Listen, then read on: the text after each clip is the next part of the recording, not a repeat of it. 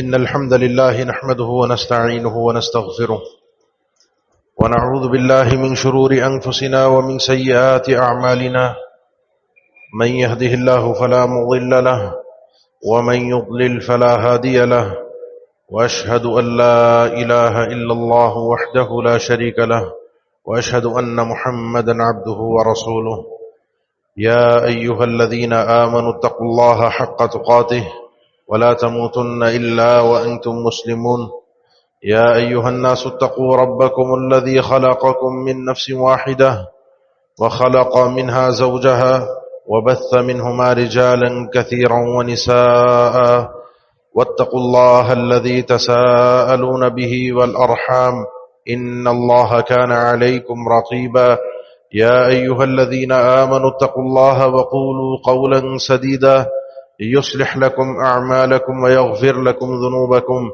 ومن يطع الله ورسوله فقد فاز فوزا عظيما أما بعد فإن أصدق الكلام كلام الله وخير الهدي هدي محمد صلى الله عليه وسلم وشر الأمور محدثاتها وكل محدثة بدعة وكل بدعة ضلالة وكل ضلالة في النار. أعوذ بالله السميع العليم من الشيطان الرجيم من همزه ونفخه ونفثه. بسم الله الرحمن الرحيم. زين للناس حب الشهوات من النساء والبنين والقناطير المقنطرة من الذهب والفضة والخيل المسومة والأنعام والحرث ذلك متاع الحياة الدنيا والله عنده حسن المآب.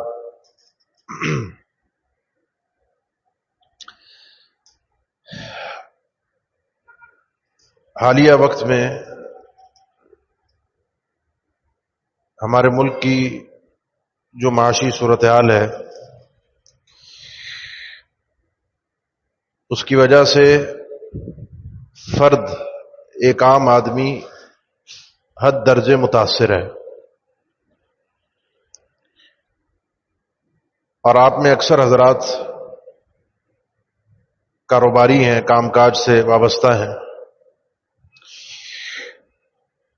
تو مارکیٹ کی صورتحال کو آپ مجھ سے بہتر سمجھتے ہیں کہ اس وقت کاروباری کیا صورتحال چل رہی ہے۔ کاروبار نہیں ہوگا، کام کاج نہیں ملے گا تو انسان پریشان ہوگا۔ یہ تو اللہ کا ایک بنایا ہوا سسٹم ہے نا۔ میں اور آپ تو محنت کے لیے گھر سے نکلتے ہیں، صبح کو تیار ہیں کمانے کے لیے، محنت کرنے کے لیے اپنی کوشش اور جد و جہد پوری کرتے ہیں، لیکن اللہ یبسط الرزق لمن یشاء من عبادہ ویقدر لہ، وہ رب العالمین بسط بھی کرتا ہے اور قدر بھی کرتا ہے، روکتا بھی ہے اور کشادہ بھی کرتا ہے۔ رزق کمانا میری اپنی صلاحیت نہیں ہے، میرے بس کی بات نہیں ہے۔ کتنے نکمے، نالائق، بے وقوف، جاہل دنیا کے معاملات میں، کاروبار میں، پیسہ کمانے میں جائز یا ناجائز کسی بھی طریقے سے کما جاتے ہیں، اور کتنے ہی سمجھدار، محنت کرنے والے، عقل مند، حلال کمانے والے بیٹھے رہ جاتے ہیں، پیچھے رہ جاتے ہیں۔ یہ تقسیم رب العالم کی۔ نحن قسمنا بینہم معیشتہم فی الحیاۃ الدنیا ورفعنا بعضهم فوق بعض درجات لیتخذ بعضهم بعضا سخریہ وَرَحْمَةُ رَبِّكَ خَيْرٌ مِّمَّا يَجْمَعُونَ۔ یہ دنیا میں معیشت کی جو تقسیم ہے، مال کی جو تقسیم ہے، یہ اللہ نے بتایا کہ یہ اللہ کی ہوئی تقسیم ہے۔ ہم نے کسی کو کم دیا ہے، کسی کو زیادہ دیا ہے۔ یہ کمی اور زیادتی اللہ نے بہت ساری حکمتوں کے تحت رکھی ہے۔ ان میں ایک حکمت اللہ نے بتائی کہ اگر آپ کی اور میری خواہش کے مطابق مجھے رزق مل جاتا لَبَغَوْا فِي الْأَرْضِ وَلَكِنْ يُنَزِّلُ بِقَدَرٍ مَّا يَشَاءُ، اگر میری اور آپ کی خواہش کے مطابق، چاہت کے مطابق مجھے مل رہا ہوتا تو میں زمین میں فساد برپا کر رہا ہوتا۔ لیکن اب جن جن ممالک نے ترقی کی ہے، جہاں پیسہ آ گیا، دولت آ گئی، ان کی حالت آپ دیکھ سکتے ہیں، اپنے ملک میں دیکھ لیں۔ جن کے پاس ہے ان کے مزاج، ان کے طور اطوار، ان کی گفتگو کا انداز، ان کا لوگوں کو حقیر اور معمولی سمجھنا، یہ مزاج آپ کو اچھی طریقے سے بتا دیتا ہے کہ اگر سب کے پاس ہوتا تو معاشرہ کس طریقے سے تباہ ہوتا. یہ اللہ کی ہوئی تقسیم ہے. اب مسئلے کے حل کی طرف آتے ہیں. پریشانی تو بنی ہوئی ہے, اللہ کی تقسیم بھی ہے, کسی کو کم بھی مل رہا ہے, کسی کو زیادہ بھی مل رہا ہے. مسئلے کا حل کیا ہے؟ مسئلے کی دو وجوہات ہیں. ایک میرے بس میں نہیں ہے, ایک میرے بس میں ہے. میرے بس میں جو چیز نہیں ہے وہ یہ ہے کہ حکومت کے معاملات میں کچھ بھی کر لوں, یہ بجلی کے بل, یہ ٹیکس, یہ چیزیں میں کتنا ادھم مچا لوں, کتنی بھاگ دوڑ کر لوں, کتنے جلسے جلوس اور تحریکیں چلا لوں, یہ آپ بھی اچھی طرح جانتے ہیں اور میں بھی اچھی طرح جانتا ہوں. ابھی ہمارے بس کی بات رہی نہیں ہے. ہمارے ملک کی جو حالت ہے یا جو تاریخ ہے, ایک دفعہ جو چیز آگے گئی, اور انسانیت کی تاریخ ہے, جو چیز ایک دفعہ آگے بڑھ گئی اس کا واپسی ہونا, پیچھے پلٹ کر آنا آسان نہیں ہوتا. نیک لوگ, سمجھدار لوگ, عقل مند لوگ, اگر اللہ کی رحمت آ جائے تو پھر یہ ممکن ہے, ورنہ ممکن نہیں ہے. اب آئیے دوسری وجہ کی طرف کہ جو میرے سر پر بوجھ سوار ہے. آپ میں سے اکثر حضرات صبح کو جب نکلتے ہیں آپ کو یہ ٹینشن سر پہ سوار ہوتی ہے. ابھی بچوں کے اسکول شروع ہوئے نا, نیا سال شروع ہوا ہے, لوگوں کے میسیجز آتے ہیں, لوگوں کی اطلاعات ملتی ہیں کہ یہ جب سال شروع ہوتا ہے, بچوں کے اسکول کے یونیفارم, بچوں کی کتابیں, بچوں کے نئے کورس, بچوں کے معاملات, یہ ایک عام آدمی جو حلال روزی روٹی کمانے والا ہے نا, وہ پس کے رہ جاتا ہے, کیونکہ بچوں کو نہ نہیں کر سکتا. بچے تو جاتے ہیں اسکول کے اندر, وہاں سب کے پاس ہے, اس کو بھی چاہیے, اس نے تو اپنے ابا سے فرمائش کرنی ہے. ابا کہاں سے لے کر آ رہا ہے, اس کو اس کی پرواہ نہیں ہے بچے کو, اور بچے کی اس فرمائش کو پورا کرنے کے لیے انسان اپنے آپ کو پیس رہا ہوتا ہے. وہ نہ چاہتے ہوئے بھی کئی ایسے عزت دار لوگ ہیں, کئی ایسے سفید پوش لوگ ہیں جو ہاتھ نہیں پھیلاتے, لیکن یہ وقت ایسا ہوتا ہے کہ جہاں انسان کی مجبوری بن جاتی ہے. تو میں آگے جو بات کرتا ہوں وہ تو اپنی جگہ پر ہے, لیکن اس موقع پر جن کو اللہ نے عطا کیا ہے, کبھی کسی کے ایسے کوئی خاص موقع آتے ہیں, کوئی قرضے کا موقع ہے, بجلی کے بل کا معاملہ ہے, کسی کے اسکول کا, اسپتال کا معاملہ ہے, کسی کے ساتھ کوئی جینون مسئلہ ہے, اس کی دال روٹی تو چلی رہی ہے, وہ تو روز نکلتا ہے, محنت تو وہ اپنی کر رہا ہے, ہڑ حرام نہیں ہے, مانگنے والا نہیں ہے, سفید پوش ہے, عزت دار ہے, اس کی روزی روٹی دال روٹی چل رہی ہے. لیکن کبھی کسی کے اس قسم کے معاملات آئیں تو اس کو ہاتھ پھیلانے نہ دیں, انتظار نہ کریں کہ وہ کہے گا تو میں دے دوں گا. آپ کے رشتہ دار ہیں, آپ کے آس پاس لوگ ہیں, آپ کے ارد گرد کے ماحول میں کئی آپ کے واقفین ہیں, اور آپ اچھی طریقے سے واقفان حال میں سے ہیں, آپ جانتے ہیں. کہے بغیر, پوچھے بغیر ان تک ان کی چیز, ان کا معاملہ کسی بہانے کسی طریقے سے ان کا ساتھ دے دیجئے, تاکہ اس کی عزت اور بھرم بھی رہ جائے, اور اس کا مسئلہ بھی رب العالمین کی توفیق سے حل ہو جائے. اور جہاں میں دوسروں کا مسئلہ حل کرتا ہوں وہاں رب العالمین میرا مسئلہ بھی حل کر دیتا ہے. مجھے بھی بہت سے لوگوں کے ذریعے سے اللہ نوازتا ہے. اللہ نے سبب بنائے ہوئے نا, کسی کو کسی کے توسط سے رزق مل رہا ہوتا ہے. آپ مجھ سے کوئی چیز خرید رہے ہیں, میں آپ کسی اور کو کوئی چیز بیچ رہا ہوں, کسی اور کی کوئی اور ضرورت ہے, یہ تو اللہ کا بنایا ہوا ایک سسٹم ہے. اب جو چیز میرے ہاتھ میں ہے, جو چیز میرے اختیار میں ہے, وہ مسئلہ کیا ہے؟ مسئلہ یہ ہے کہ آج سے آپ 25-30 سال پہلے چلے جائیے. آپ جتنے حضرات بیٹھے ہیں جو اس وقت سمجھدار تھے, عقل شعور کے ساتھ تھے, چیزوں کو سنبھالتے تھے, 25-30 سال پہلے چلے جائیے. 25-30 سال پہلے دنیا میں یہ تیزی نہیں تھی, دنیا میں نفسا نفسی نہیں تھی. ہم اور آپ جس انداز میں زندگی گزارتے تھے وہ اپنے گھر کے حالات بھی ہم اچھی طرح جانتے ہیں, باہر کے حالات بھی اچھی طرح جانتے ہیں. گھروں کے اندر مٹی کے سرائی کے برتن ہوتے تھے جس سے پانی پی لیا جاتا تھا, سارا خاندان ایک پلیٹ میں کھانا کھا لیتا تھا, پورے گھر بیٹھ کے ایک وقت میں کھانا ہوتا تھا, اور تھوڑا کھانا کافی ہو جاتا تھا جس کو برکت کہا جاتا ہے. نہ کوئی ریس تھی, نہ کوئی حوث تھی, سواری کسی ایک کے پاس ہے, گھر میں کوئی ایک موٹر سائیکل بہت بڑی بات ہے, کسی کو اللہ نے گاڑی سے ایک سے نواز دیا وہ کوئی امیر آدمی سمجھا جاتا تھا. اور تھوڑا پیچھے چلے جائیے, آپ میں سے ہر شخص کے ہاتھ میں آج موبائل ہے نا, زندگی نہیں ہے موبائل کے بغیر آج آپ کی. پہلے زمانے میں آج سے 30-35 سال پہلے موبائل تو کیا, گھروں میں ٹیلی فون کا تصور نہیں تھا. ایک گھر میں ٹیلی فون ہوتا تھا محلے کے, اور کسی کو بات کرنی ہوتی تھی وہ ان کے گھر پہ جا کر کسی اپنے رشتہ دار کسی پڑوس میں فون کرتے تھے کہ جی ان کو بلوا دیں ہم اتنی دیر بعد فون کریں گے. آج ہر شخص کے ہاتھ میں موبائل ہے, ایک لمحے لمحے کی خبر ہے, لمحے لمحے کی اطلاع ہے, پوری دنیا کو ہم نے جاننا ہے, پوری دنیا کے حالات سے واقفیت حاصل کرنی ہے. پہلے چند جوڑوں میں گزارا ہو جاتا تھا, آدمی چلتا پھرتا تھا پیدل, بسوں میں سفر کرتا تھا, روزی روٹی کماتا تھا, حلال میں پورا ہو جاتا تھا, نہ حوث تھی نہ لالچ تھی, نہ کوئی ایک دوسرے کو ٹھگنے کی سوچ ہوتی تھی, نہ کوئی ایک دوسرے کو بیوقوف بنانے کی سوچ ہوتی. مسئلہ کیا ہوا؟ مسئلہ یہ شروع ہوا کہ جب ہم ایک ریس میں لگ گئے. ایک طبیعت ہے نا اللہ نے اندر رکھی ہے, زُيِّنَ لِلنَّاسِ حُبُّ الشَّهَوَاتِ مِنَ النِّسَاءِ وَالْبَنِينَ وَالْقَنَاطِيرِ الْمُقَنطَرَةِ مِنَ الذَّهَبِ وَالْفِضَّةِ وَالْخَيْلِ الْمُسَوَّمَةِ وَالْأَنْعَامِ وَالْحَرْثِ. یہ چیز اللہ نے ہماری فطرت میں رکھی ہے کہ ہم دنیا کی یہ آرائشیں, زیب و زینت, دنیا کی ترقی, دنیا کے مال و متاع, ان کو ہم چاہتے ہیں اور پسند کرتے ہیں. جب ان کی چاہت دل میں آنے لگی, اور یہ سب سے زیادہ نقصان جانتے ہیں کہاں سے آیا, یہ چاہت ہمارے دلوں میں بڑی کیسے, اس کو آگ کیسے لگی؟ تھی تو پہلے بھی, لیکن پہلے کنٹرول میں تھی. یہ کنٹرول سے باہر کب ہوئی؟ یہ اس وقت ہوئی جب میرے ہاتھ میں چھوٹا سا ایک آلہ آیا, ایک موبائل فون آیا, سوشل میڈیا کے ذریعے سے میں دنیا کو دیکھنے لگا. اس دنیا کی دیکھا دیکھی مجھے پتہ چلنے لگا میرا فلاں دوست فلاں جگہ گیا ہے, اس نے فلاں جگہ کھانا کھایا ہے, فلاں عورت ہے وہ اپنی دوستوں کو دیکھتی ہے وہ فلاں جگہ گئی. کچھ لوگوں کے سچ بھی ہوتے ہیں اور اکثریت کے جھوٹ بھی ہوتے ہیں. کوئی کہیں سے گزر رہا ہے, وہاں کا اسٹیٹس ڈال دیا میں یہاں پر ہوں.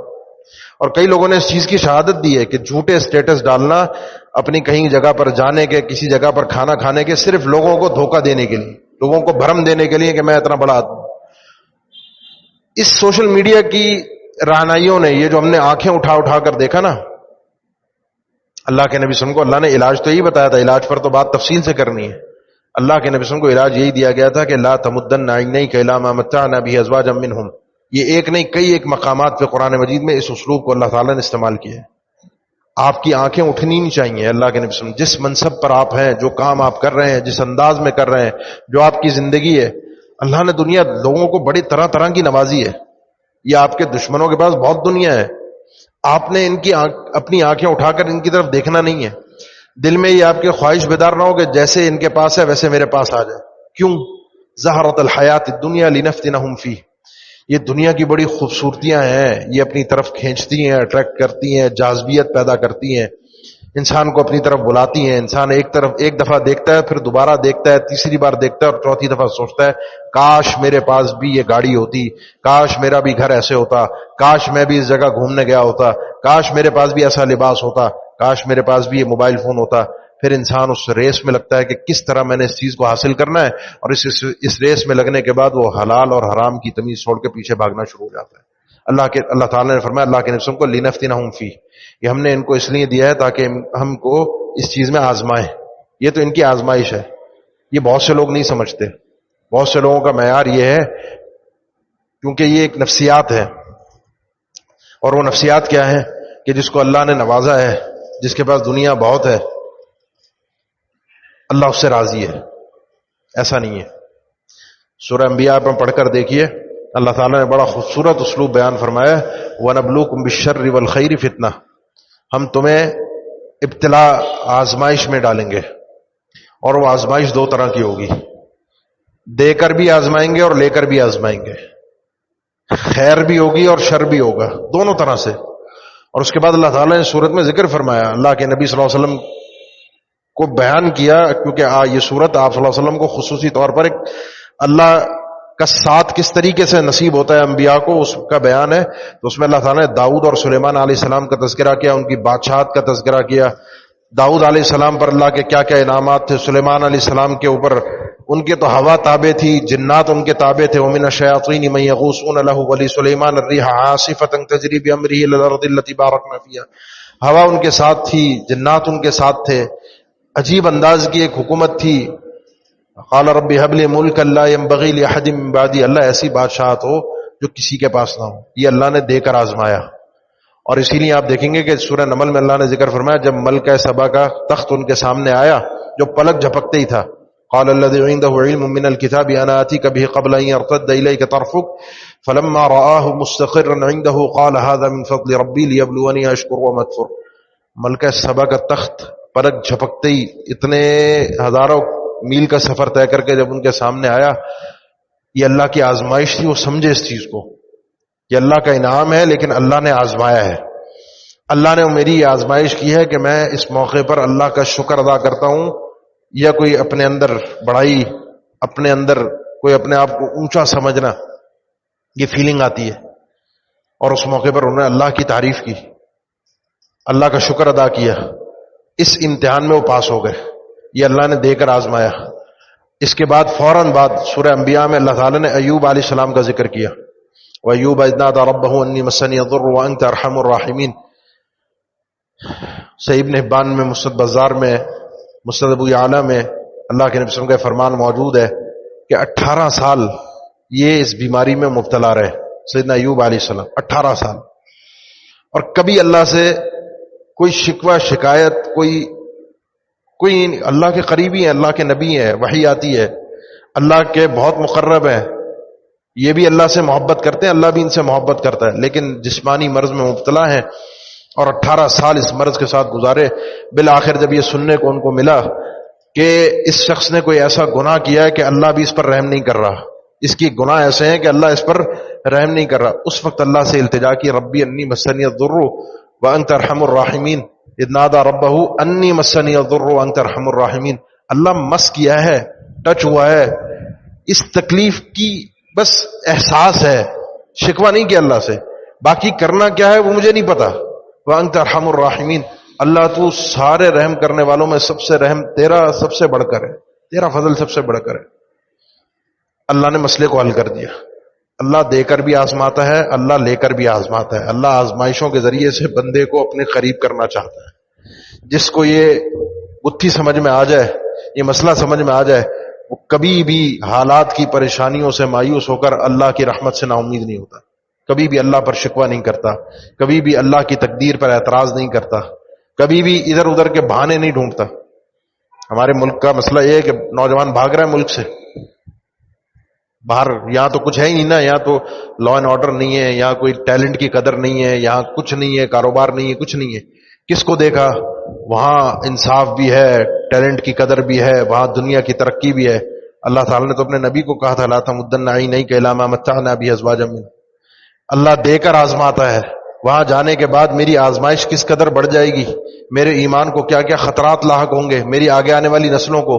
سب سے پہلے تو یہ کہ جس کافر ملک کی میں نیشنلٹی لینے کے لیے جا رہا ہوں، لوگ تو فخر سے بیان کرتے ہیں، مجھے بڑی حیرت ہوتی ہے. بڑے پڑھے لکھے سنجیدہ دیندار لوگ اپنے بچے بچیوں کے باہر ملک سیٹل ہونے کے اوپر فخر سے، میرا بیٹا یو کے میں ہے، میرا بیٹا یو ایس میں ہے، میرا بیٹا کینیڈا میں ہے، میرا بیٹا فلاں جگہ، میری بیٹی فلاں ملک میں ہوتی ہے، میرے بیٹے. بابا جب وہ اس ملک میں گئے، اس ملک کے نیشنلٹی انہوں نے لی، اس قوانین کے مطابق کیا انہوں نے کفر کے نظام کو تسلیم نہیں کیا؟ توحید کی ایک غیرت کیسے بندے کی گوارا کر سکتی ہے؟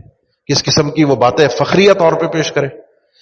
چلو کوئی مجبوری میں چلا گیا، اس نے کفر کو کفر مان لیا، وہ مجبوری کے حالات میں اس نے سمجھوتا کر لیا، لیکن اس پر فخر کرنے والی بات تو نہیں ہے کہ اس پر انسان فخریہ پیش کرے کہ تم آج کیڑے مکوڑوں کی طرح پاکستان میں بیٹھے ہو، ہم جو ہے وہ دنیا بھر کی سیر کر رہے ہیں، دنیا کے مزے لوٹ رہے ہیں. ایمان کا سودا کر کے انسان جب اس طرح کے کام کرتا ہے تو اللہ کی اس آزمائش کو سمجھ نہیں پایا. وَنَبْلُوكُمْ بِالشَّرِّ وَالْخَيْرِ فِتْنَةً. آپ کے ملک کے جو اس وقت جو ہمارے حالات جو چل رہے ہیں، ان حالات کے اندر ہمارا مسئلہ یہ ہے کہ ہم ایک ریس میں لگے ہوئے ہیں. اس ریس میں ہم کس حد تک آگے پہنچ گئے شعوری یا لاشعوری طور پر ہمیں پتہ نہیں چلا کہ کیا ہوا میرے ساتھ. نئے سے نیا موبائل مجھے چاہیے، نئے سے نئی گاڑی چاہیے، اچھے سے اچھا گھر چاہیے، میرے بچے اچھے سے اچھے اسکول میں پڑھنے چاہیے. مجھے یہ چیزیں بطور فخر کے پیش کرنی ہوتی ہیں خاندان میں، معاشرے میں، لوگوں کے سامنے. کیوں؟ کیونکہ اس لائف سٹائل کو، مصیبت یہ لائف سٹائل جو وجہ ہے نا، وہ یہ ہے کہ لائف سٹائل یہ والا جو ہے یہ دنیا میں عزت کا معیار بن گیا ہے ہم سب کے. اور اس کو اللہ تعالیٰ نے سورۃ الفجر میں ذکر فرمایا فَأَمَّا الْإِنسَانُ إِذَا مَا ابْتَلَاهُ رَبُّهُ فَأَكْرَمَهُ وَنَعَمَهُ فَيَقُولُ رَبِّي أَكْرَمَنِ وَأَمَّا إِذَا مَا ابْتَلَاهُ فَقَدَرَ عَلَيْهِ رِزْقَهُ فَيَقُولُ رَبِّي أَهَانَنِ. بندہ ایسا ہے کہ جب اسے رب تعالیٰ نواز دیتا ہے تو یہ کہتا ہے کہ میرے رب نے مجھے بڑی عزت دی، میرے رب نے میرا اکرام کیا، دیکھو میں اللہ کا قریبی ہوں، اللہ کا لاڈلا ہوں. اپنے لباس کو، اپنی گاڑیوں کو، اپنے گھر بار کو، اپنے شان و شوکت کو عزت کے طور پہ، روب ڈالنے کے طور پہ پیش کرتا ہے. تعلقات بھی ایسے ہی لوگوں سے رکھتا ہے، اپنے سٹینڈرڈ کے، اپنے سٹیٹس کے مطابق لوگوں کے ساتھ ملنا جلنا ہوتا ہے. جس کے پاس سواری اچھی نہیں، جس کا لباس اچھا نہیں، جس کا اٹھنا بیٹھنا اچھا نہیں، جس کا کاروبار اچھا نہیں، اس کی عزت بھی نہیں. وَأَمَّا إِذَا مَا ابْتَلَاهُ رَبُّهُ فَقَدَرَ عَلَيْهِ رِزْقَهُ فَيَقُولُ رَبِّي أَهَانَنِ. اور اللہ اگر کچھ چھین لے، کوئی تنگی آ جائے، جیسے آج کل آ رہی ہے، بہت سے لوگ، آپ بھی جانتے ہوں گے، میں بھی جانتا ہوں، میں کوئی ہوائی بات نہیں کر رہا، کوئی خیالی بات نہیں کر رہا جوش خطابت میں آپ کو سیدھا سا مسئلہ بتا رہا ہوں کہ بہت سے لوگ جو 1 سال 2 سال 3 سال پہلے اللہ کی راہ میں دینے والے ہوتے تھے، ان کا ہاتھ اوپر ہوتا تھا، زکوٰۃ بھی دیتے تھے، صدقات بھی دیتے تھے، اس وقت وہ خود محتاج صدقہ بنے ہوئے ہیں. اس وقت ان کے ہاتھ خود پھیلنے والے ہو گئے. وَأَمَّا إِذَا مَا ابْتَلَاهُ فَقَدَرَ عَلَيْهِ رِزْقَهُ فَيَقُولُ رَبِّي أَهَانَنِ. پھر بندہ سمجھتا ہے اللہ نے مجھے رسوا کر دیا. اللہ نے نہیں کیا، یہ اللہ نے انسان کا مزاج بیان کیا کہ تم نے عزت اور ذلت کا معیار اس دنیاوی ترقی کو، اپنے اس معاشی ترقی کو، اس اپنے اترانے کو، اپنے اس لائف سٹائل کو دکھانے کو تم نے عزت کا معیار بنا لیا. یہ ایک نفسیاتی مسئلہ ہے، اس کے ذریعے سے انسان مار کھاتا ہے، یہ چیز انسان کو مارتی ہے. پھر دوسرا مسئلہ تربیت نہ ہونا. ہم یہ بات تو خیر آگے کرنی تھی، لیکن ابھی یہیں پر چونکہ بات ساتھ میں تو سمجھ میں اچھی طرح آ جائے گی. بعض دفعہ انسان اگر اپنے اس مسئلے کو سلجھانا چاہتا ہے، اپنی اس مسئلے کو ختم کرنا چاہتا ہے کہ یہ صرف سر درد ہے اور کچھ بھی نہیں ہے، یہ صرف آپ کا اور میرا ذہنی پریشانی ہے، حقیقی پریشانی نہیں ہوتی. اگر سلجھانا چاہتا ہے نا اس مسئلے کو، تو اس میں بعض دفعہ انسان کو کچھ چیزیں چھوڑنی بھی پڑتی ہیں. بچوں کو اس چیز کو سکھائے. سیدنا جابر بن عبداللہ رضی اللہ تعالیٰ عنہ فرماتے ہیں، میں عمر ابن خطاب رضی اللہ تعالیٰ عنہ کے پاس سے میرا گزر ہوا، میں جا رہا تھا، میرے ہاتھ میں گوشت تھا. اب گوشت آج کے دور میں کوئی ایسی چیز نہیں ہے کہ کوئی بڑی چیز سمجھی جاتی ہو، کھانے والے کھا ہی لیتے ہیں. میرے ہاتھ میں گوشت تھا، پوچھا یہ کیا ہے؟ میں نے کہا ایک گوشت ہے، اشتہیت فاشتریت. میرا دل چاہ رہا تھا، میں نے خرید لیا.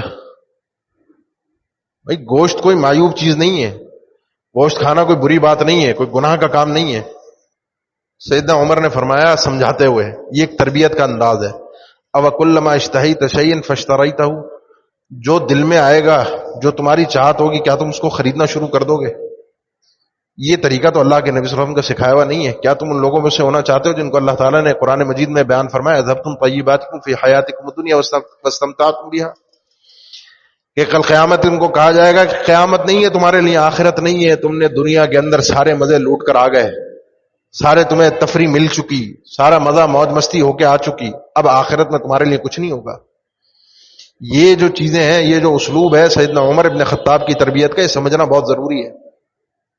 انسان کا نفس ہے، یہ بے لگام ہے، یہ ایک اس جانور کی طرح ہے کہ جس کو اگر چرنے کے لیے، کھانے کے لیے کسی کھیت میں، باغ میں چھوڑ دیا جائے تو یہ نہیں دیکھتا کہ کہاں باؤنڈری ختم ہوئی اور کہاں کسی دوسرے کا کھیت اور کسی دوسرے کا باغ شروع ہو گیا، میں نے یہاں سے کھانا تھا، یہاں سے نہیں کھانا تھا.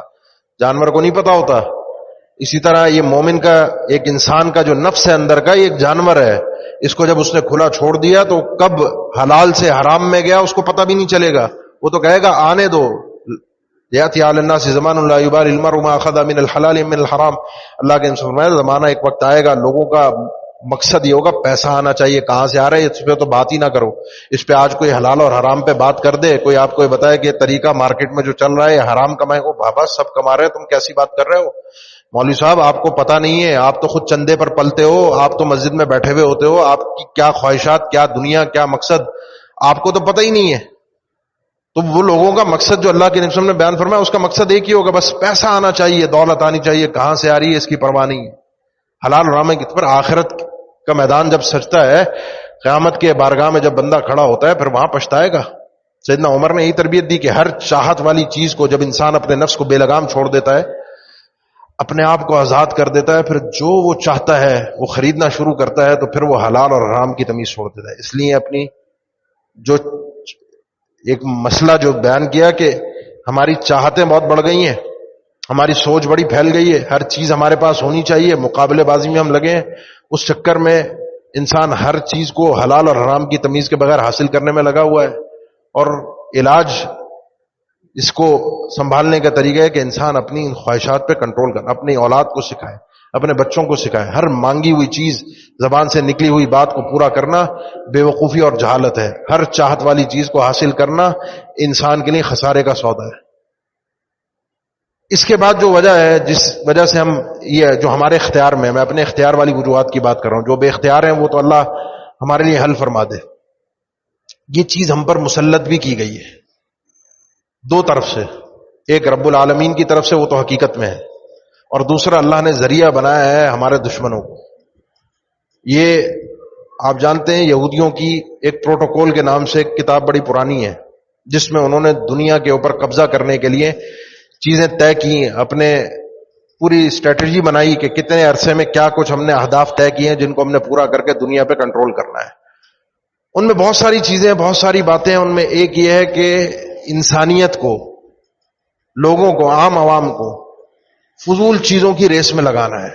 دنیا کی خواہشیں، دنیا کی آرزویں، دنیا کا مال و متاع، دنیا کی موج مستی، ان چیزوں کے پیچھے ان کو لگانا ہے. اور اللہ تعالیٰ کا قانون قرآن مجید میں بھی یہی ہے. قرآن مجید میں رب العالمین کا قانون یہ ہے کہ وَإِذَا أَرَدْنَا أَن نُهْلِكَ قَرْيَةً أَمَرْنَا مُتْرَفِيهَا فَفَسَقُوا فِيهَا فَحَقَّ عَلَيْهَا الْقَوْلُ فَدَمَّرْنَاهَا تَدْمِيرًا. جب کسی قوم کو ہلاک کرنا ہوتا ہے، برباد کرنا ہوتا ہے، اللہ کی طرف سے عذاب اس پر آنا ہوتا ہے، تو عذاب کی وجوہات پیدا ہوتی ہیں. عذاب ایسے ہی نہیں آتا، عذاب کی وجوہات ہوتی ہیں. یہ جو کچھ ہم کر رہے ہیں، جو کچھ ہمارے معاشرے میں دو طبقاتی ایک تقسیم ہے، ایک امیر ہے تو امیر سے امیر تر، بدماش سے بدماش ہوتا جا رہا ہے. وہ اپنی حدود سے ایسا آگے نکل چکا ہے کہ جس کی کوئی مثال شاید ہی آپ کو نظر آئے.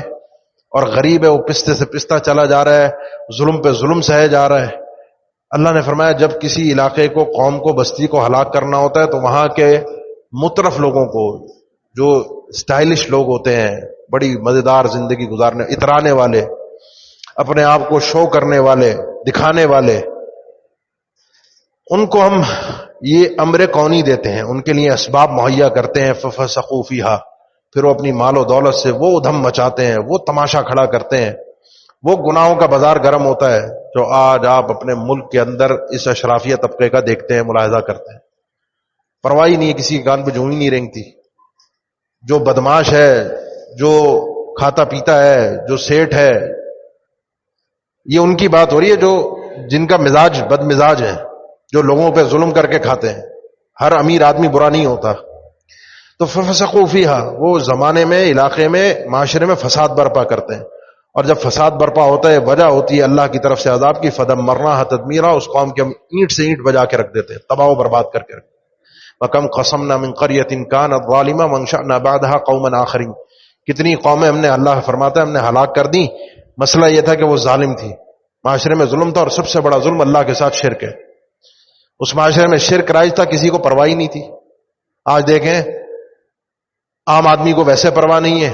جو دیندار لوگ ہیں، جو معاشرے میں کوئی آواز رکھتے ہیں، آواز اٹھاتے ہیں، احتجاج کرتے ہیں، کسی بات پر بولتے ہیں، تو زیادہ سے زیادہ ان کا پیک لیول جو جاتا ہے، جو اوپر تک بات جاتی ہے اسلام کی خاطر، وہ سود تک جاتی ہے. سود سے آگے بڑھتے ہی نہیں ہے، سود سے اوپر کے کسی معاملے کو ڈسکس ہی نہیں کرتے.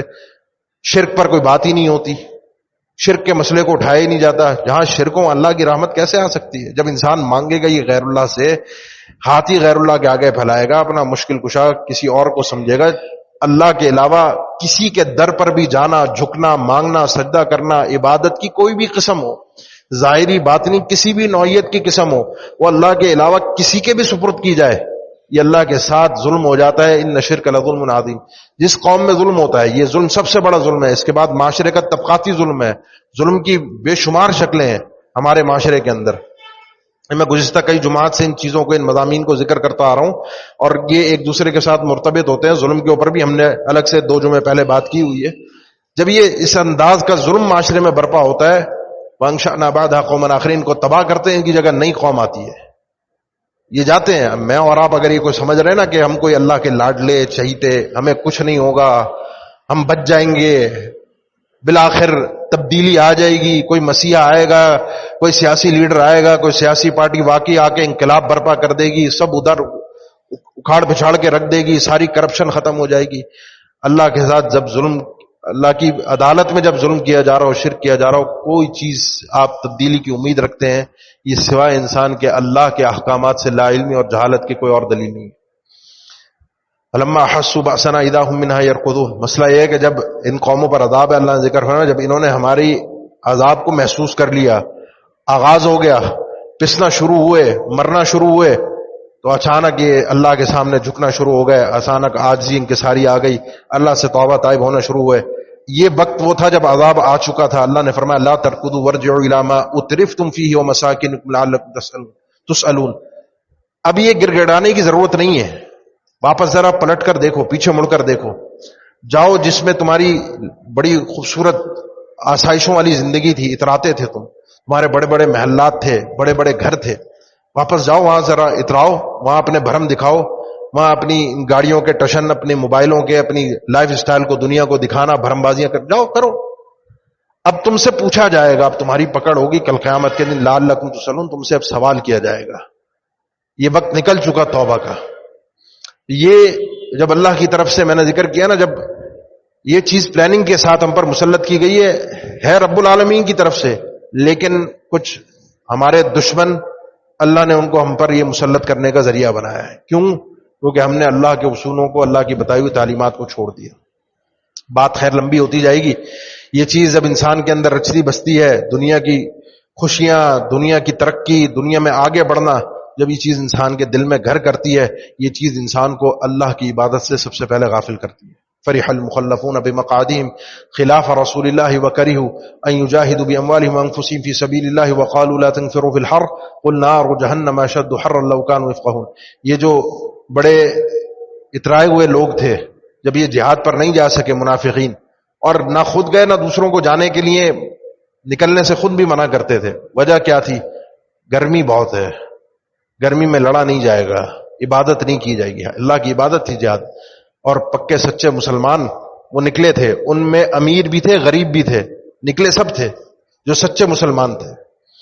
ان کے مال و دولت نے ان کو روکا نہیں، لیکن یہ اترانے والے لوگ تھے. ان کے مال و دولت نے، ان کے نرم و نازک خیالات اور مزاج نے، ان کے انداز نے ان کو اللہ کی عبادت سے روک کر رکھا. آخر میں دو باتیں کروں گا، وقت اپنے اختتام پر ہے، بات لمبی ہو رہی ہے. اگر اس چیز کو حل کرنا چاہتے ہیں، اس مسئلے کو حل کرنا چاہتے ہیں، کچھ حلول میں نے درمیان میں پیش کیے.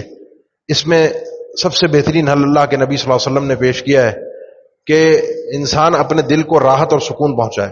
یہ کیونکہ یہ ایک وہ ریس ہے جس کا کوئی اینڈ نہیں ہے. جس طرف میں بھاگ رہا ہوں اس کا کوئی اینڈ ہو نا.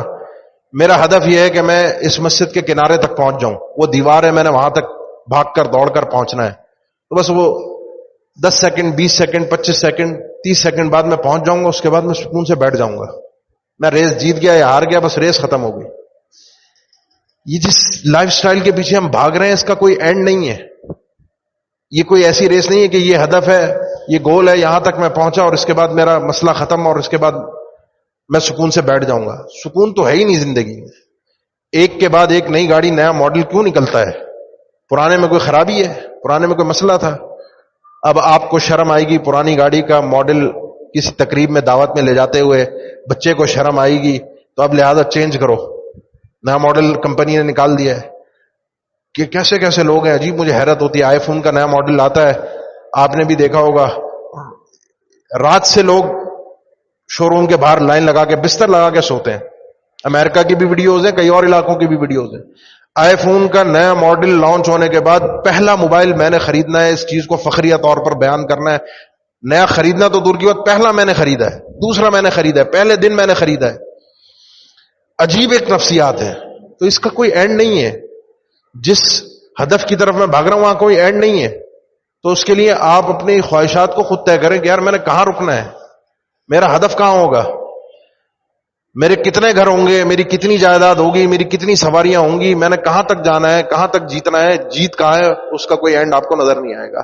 اسی لیے اللہ کے نبی صلی اللہ علیہ وسلم نے فرمایا یہ نفسیاتی مرض جو ہے اس کو ختم اگر کرنا ہے، اس مصیبت سے اگر آزادی چاہتے ہو تو اپنے سے کمتر کو دیکھو. انظروا الی من هو اسفل منکم ولا تنظروا الی من هو فوقکم فهو اجدر ولا تزدروا نعمت اللہ علیکم.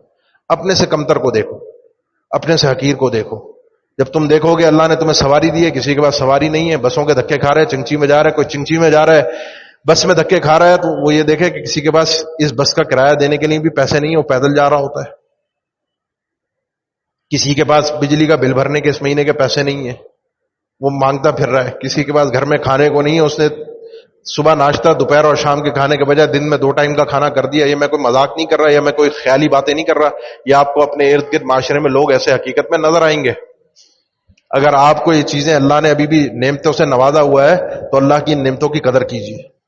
عون ابن عبداللہ رحمہ اللہ فرماتے ہیں، مشہور ائمہ میں سے امام ترمذی نے ان کا قول نقل کیا، کہتے ہیں کہ پہلے میری محفل گیدرنگ دوستی ذرا کھاتے پیتے لوگوں میں ہوتی تھی، میرا سر درد رہتا تھا.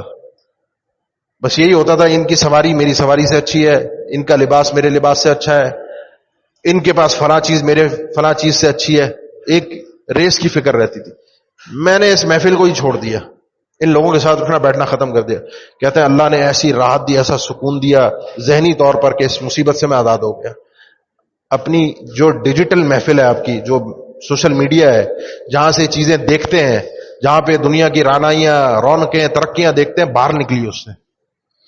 ایسے لوگوں سے، ایسے رشتہ داروں سے، ایسے تعلق والوں سے باہر نکلیے جو پوچھتا ہے کہ کیا کھایا، کیا پہنا، کہاں گئے، چھٹیاں کہاں گزاری، کہاں جا رہے ہو، کیا ہو رہا ہے. باہر نکلیے. دوسروں سے پوچھنا بھی چھوڑیے، تمہارا بجلی کا بل کتنا آیا، میرا اتنے کا آیا، تمہارا اتنے کا آیا. چھوڑ دیجیے، جس کا جتنے کا آیا وہ اللہ اس کا پورا کرا دے گا. آپ کے پاس ہے، تعاون کر سکتے ہیں. کوئی آپ کو مستحق نظر آ رہا ہے آپ کے رشتہ داروں میں، میں نے پہلے بھی ذکر کیا، اس کے ساتھ تعاون کر سکتے ہیں تو چلیں معلومات کچھ ادھر ادھر سے لے کر اس کا ہاتھ بٹا دیں آپ، جتنی اللہ نے توفیق دی. ورنہ ضرورت نہیں ہے. یہ تجسس اللہ کی بارگاہ میں پسندیدہ عمل نہیں ہے. تحسس ہے کہ انسان خیر کی نیت سے کسی کے احوال کو جان لے. اپنے سے کمتر کو دیکھو. نمبر 3، اپنے ان کاموں کے اندر جو آپ سے کمتر لوگ ہیں نا، ان کے ساتھ ذرا اٹھنا بیٹھنا بھی رکھیے. یہ چیز انسان کے مزاج کو نیچے لے کر آتی ہے. بڑے لوگوں کے ساتھ اٹھنا بیٹھنا، کھانا پینا، یہ محفل انسان کے ذہن کو مفلوج کر دیتی ہے. کبھی آپ اپنے سے کمتر لوگ، آپ سیٹ ہیں، آپ کی دکان پہ کام کرنے والے ملازمین ہیں، ان کے ساتھ کھانا کھائیں بیٹھ کے. گارڈ ہے اس کے ساتھ، چوکیدار ہے اس کے ساتھ ملیے جلیے، بیٹھ جائیے 2 گھڑی بات کر لیجئے. اپنے سے کم مزاج والے لوگوں کا، کوئی بھی کسی بھی لیول کا، اپنے سے کم مزاج والے لوگوں کے ساتھ اٹھے بیٹھے گفتگو کریں. یہ چیز اس کی طبیعت میں نرمی لے کر آتی ہے. اس کے مزاج جو اوپر جا رہا ہوتا ہے نا، جو اترانے والا مزاج ہوتا ہے، اکڑنے والا مزاج ہوتا ہے، اس کو یہ چیز نیچے لے کر آتی ہے، اس کو یہ چیز ٹھنڈا کرتی ہے، اور یہ چیز انسان کو اللہ کی رحمت کے قریب کرتی ہے. آخری بات جو میں نے کرنی تھی وہ یہ، بارگاہ الہی میں دولت دنیا کمانا یہ حرام نہیں ہے، اس پر اترانا حرام ہے. وقالوا نحن اکثر اموالا واولادا وما نحن بمعذبین. جتنے کافر مشرک گزرے اللہ نے سب کا مزاج ذکر کیا ہے، اتراتے تھے. ہم مال و دولت والے بھی ہیں، ہمارے خاندان بھی ہے، ہماری اولاد بھی ہے، اللہ ہمیں عذاب نہیں دے گا. اس دنیا میں بھی اللہ کے نبی صلی اللہ علیہ وسلم پر بھی بڑے آ کر دھونس جماتے تھے. ابو جہل بھی، دوسرے بھی مشرکین مکہ بھی، مکہ کے اندر تیرے پاس ہے کیا، تیری حیثیت کیا ہے، ہم ہیں جس کے پاس ہے. آیات بھری پڑی ہیں قرآن میں، آیات بے شمار ہیں، اللہ کے نبی صلی اللہ علیہ وسلم کی زندگی کے واقعات بے شمار ہیں. مال و دولت بری چیز نہیں ہے. صحابہ میں کئی ایک تھے جن کو اللہ نے نوازا تھا، لیکن وہ بھی ڈرتے تھے، پتہ نہیں عبد الرحمن ابن عوف ڈرتے تھے، کئی اور صحابہ ڈرتے تھے، پتہ نہیں اللہ نے دنیا میں ہی نہ دے دیا ہو. جو صلہ میں اجر ملنا تھا ہماری عبادتوں کا، وہ ایسا نہ ہو کہ دنیا میں مل گیا اور آخرت میں نہ ملے. کمانا برا نہیں ہے، حرام کمانا برا ہے.